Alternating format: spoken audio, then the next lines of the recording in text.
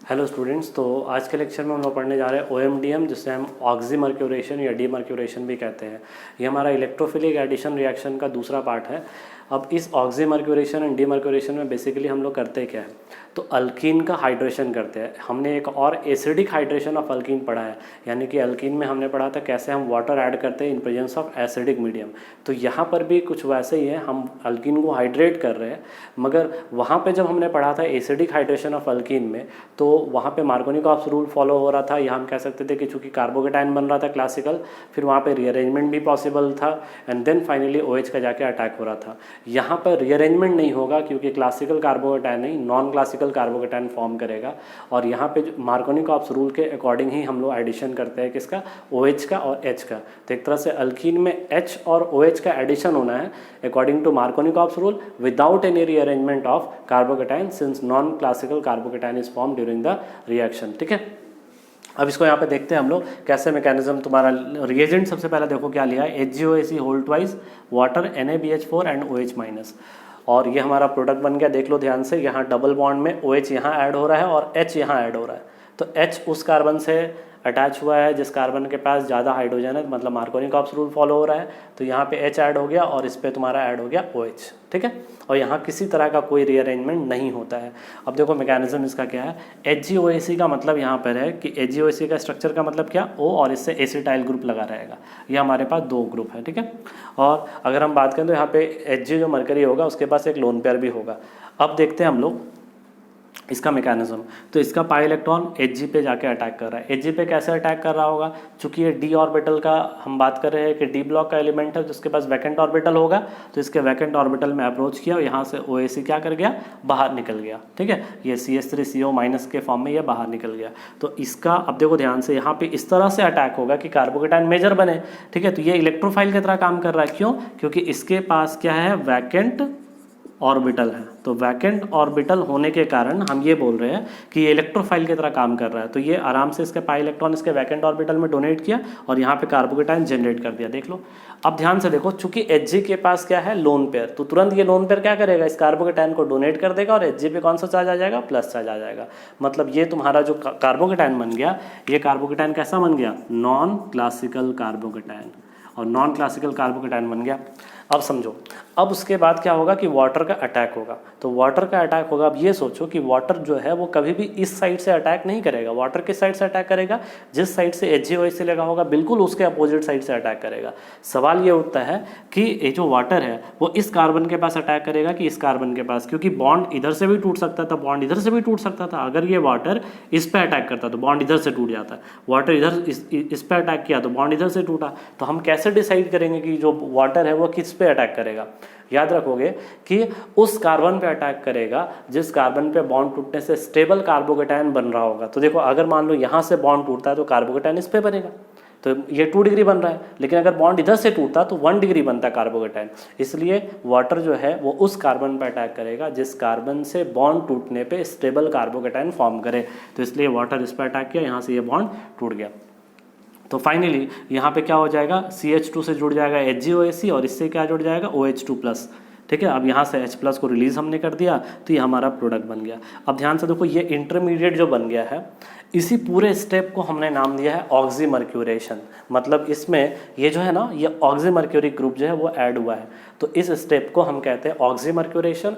अब दूसरे स्टेप में क्या करते हैं, इस HgOAc को हम हटाते हैं। तो जब हटाते हैं तो इसी का क्या नाम दे देते हैं, डीमर्क्यूरेशन। यही इसी को बोला जा रहा है ऑक्सीमर्क्यूरेशन एंड डीमर्क्यूरेशन। अब देखो, डीमर्क्यूरेशन का स्टेप क्या है, ये हमारा था ऑक्सीमर्क्यूरेटेड इंटरमीडिएट था, इसमें हमने लिया NaBH4 and OH minus. NaBH4 and OH minus जो है, ठीक है, वो डोनेट करता है H माइनस, मतलब हाइड्राइड डोनेट करता है।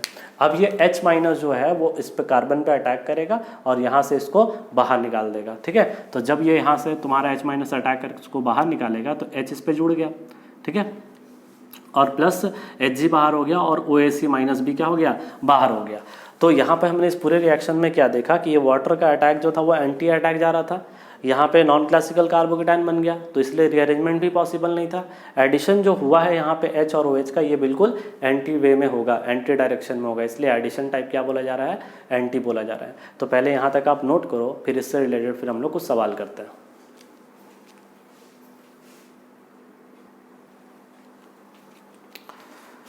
देखो हमने कुछ क्वेश्चन लिखा है। इस क्वेश्चन में ध्यान से देखो, कुछ रिएजेंट का हमने यहाँ पे चेंज किया है। एक ही सबस्ट्रेट ले रहे हैं लेकिन रिएजेंट थोड़ा सा चेंज करते जा रहे हैं। जैसे हमने यहाँ पे CH3OH लिया, यहाँ पे BH4OH- ही है, बस चेंज क्या हो गया, हमारा जो OMDM का रिएजेंट है उसको याद रखोगे, ये हमारा OMDM का रिएजेंट है।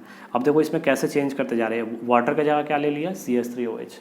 देखो सबसे पहला, अगर मान लो कि अगर हमें प्रोडक्ट बनाना है तो क्या होता था कि अगर पहले सबसे पहले इसका प्रोडक्ट बना लो, तो इसके प्रोडक्ट में क्या होता था, मार्कोनी का ऑक्सीडेशन होगा तो यहाँ पे OH लग जाएगा और यहाँ पे क्या लग जाएगा, H लग जाएगा। ये H किससे होता था, NaBH4 से आता था, और ये कहाँ से आता था, H2O से आता था। अब देखो यहाँ पे प्रोडक्ट क्या बन जाएगा, यहाँ पे हमने लिखा OMe, ये किससे आया, CH3OH से आया, और ये किससे आ गया, NaBH4 से आ गया। अब देखो अगला इसमें प्रोडक्ट, यहाँ पे क्या है, D2O, मतलब अब क्या हो जाएगा, यहाँ पे आ जाएगा OD, और यहाँ देखो BD4 है, मतलब यहाँ क्या आ जाएगा, T। अब यहाँ देखो D2O है, तो D2O में तुम्हारा क्या हो जाएगा, यहाँ पे OD, और यहाँ पे क्या है, BH4, मतलब यहाँ क्या आ जाएगा, H। तो मतलब मेनली हमें ऐड करना क्या है, हमें H ऐड करना है और OH का ऐड करना है। या तो D आ सकता है, OD आ सकता है, D आ सकता है, OH आ सकता है, H आ सकता है, OD आ सकता है, और इसके जगह OH के जगह क्या आ सकता है, OR भी हो सकता है, तो H की जगह OR भी हो सकता है। तो मतलब इसी तरह का कुछ का हमें एडिशन करना है। तो बस वो रिएजेंट को देख के ही पता चलेगा कि हमें एक्चुअल में क्या मिल रहा है।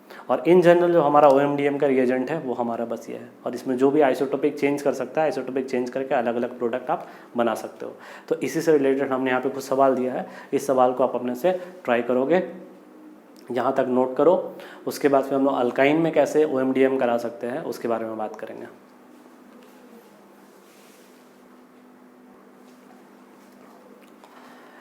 ओके, हम लोग देखते हैं अब अल्काइन में कैसे OMDM हमें कराना है। ठीक है, जैसे मान लो हमारा अल्काइन हो गया, तो फिर से वही बात है कि मार्कोनी-कॉप्स रूल फॉलो करेंगे, H और OH ऐड करना है। H उस कार्बन से ऐड करेंगे जिसके पास ऑलरेडी ज़्यादा हाइड्रोजन है, तो यहाँ पे H ऐड हो गया और यहाँ पे OH ऐड हो गया, इस तरह से। अब देखो ध्यान से, ये इनॉल फॉर्म में आ गया। ठीक है, तो चूंकि ये इनॉल फॉर्म में है तो ये क्या हो जाएगा, टॉटोमराइज हो जाएगा। टॉटोमराइज होने के बाद ये कीटो फॉर्म में चेंज हो गया। उसी तरह से मान लो अगला स्ट्रक्चर है, इसको भी हमने इनॉल फॉर्म में बदले वाला, यहाँ पे OH डाल दिया, यहाँ पे H लगा दिया, OH और यहाँ पे H लगा दिया। ठीक है, अब फिर से वापस देखो ये इनॉल फॉर्म में हो गया, तो इसको टॉटोमराइज हमने कर दिया। ठीक है, सेम जैसे मान लो कि हमें यहाँ पे कुछ क्वेश्चन दिया हो, जैसे मान लो इस क्वेश्चन को ही बना देता हूँ मैं, CH, तो ये आइडेंटिकल है तो कहीं भी लगा सकते हो, तो मान लो H यहाँ लगा दिया, OH यहाँ लगा दिया। अब ये इनॉल फॉर्म है तो क्या बन जाएगा, CH3 C double bond OH, ये टॉटोमराइज होने के बाद। तो इस तरह से कुछ सवाल यहाँ पे दिए हुए, इन सवाल को फिर आप अप्रोच करोगे और देखोगे कि सब सारा उसी बेसिस पे, पहले आप HOH ऐड कर लो स्टेबल कार्बोकेटायन बनाकर, एंड देन उसके बाद फिर आप क्या करो, उसको टॉटोमराइज कर दो। तो इस तरह से अल्काइन में OMDM हम लोग कराते हैं। ठीक है, तो इस लेक्चर के लिए इतना ही। उसके बाद हम लोग अगले लेक्चर में हाइड्रोबोरेशन ऑक्सीडेशन रिएक्शन के बारे में पढ़ेंगे, जो इलेक्ट्रोफिलिक एडिशन का अगला पार्ट है। तो इस लेक्चर के लिए इतना ही, थैंक यू।